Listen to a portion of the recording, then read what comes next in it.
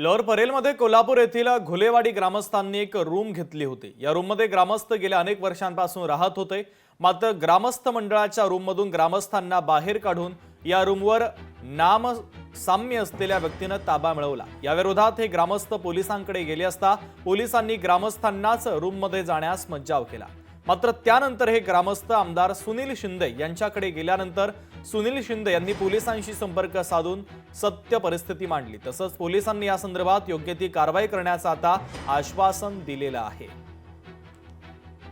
हे जे पश्चिम महाराष्ट्रातले ग्रामस्थ असतात, सांगली, सातारा, कोल्हापूर, हे समूहाने राहतात। ह्यांच्या पूर्वीपासूनचे म्हणजे एखाद्या रूममध्ये 30-40 लोक राहतात।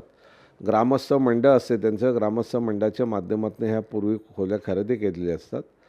ज्याच्यावरती विश्वासाने ग्रामस्थ मंडळाने जबाबदारी सोपवलेली असते त्याचा स्वार्थ जागा होतो आणि मग तो त्या ठिकाणी ज्यावेळेला रिडेव्हलपमेंटचा सर्वे सुरू होतो त्यावेळेला स्वतःचं नाव पुढे करतो। हे ग्रामस्थांना माहीत नसते आणि ती रूम स्वतःच्या नावावर करण्याचा प्रयत्न करतो। ग्रामस्थवालेत हे एवढी वर्ष राहत आहेत, हे आम्ही पण स्वतः प्रॉपर बघितलेले आहेत। काल सकाळी 8 वाजता 2 बायका येऊन यांचा पूर्ण सामान रस्ते बाहेर दारामध्ये फेकलेलं आहे, संडासाजवळ फेकलेलं आहे। त्या माणसांचे डॉक्युमेंट्स आहेत, सगळी चांगली शिकलेली माणसं आहेत, ती प्रत्येकजण कामधंद्याला आहेत।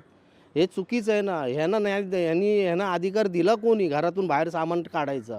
एवढं सांगून सुद्धा त्या लोकांनी आम्हाला प्रवेश द्या म्हणून आम्ही विनंती केली, तरी पण त्या ठिकाणी प्रवेश देण्यात त्यांनी नाकार केला की तुम्ही थोड्या दिवसात जावा, आजचा दिवस थांबा, महिला आतमध्ये कोणतरी गुन्हा दाखवून अशा प्रकारचं कृत्य केली। एका बाजूला ते सांगतात की तुमच्या महिला तुम्ही घुसा, नंतर कार्यकर्ते घुसा आणि नंतर दुटप्पी भूमिका घेतात।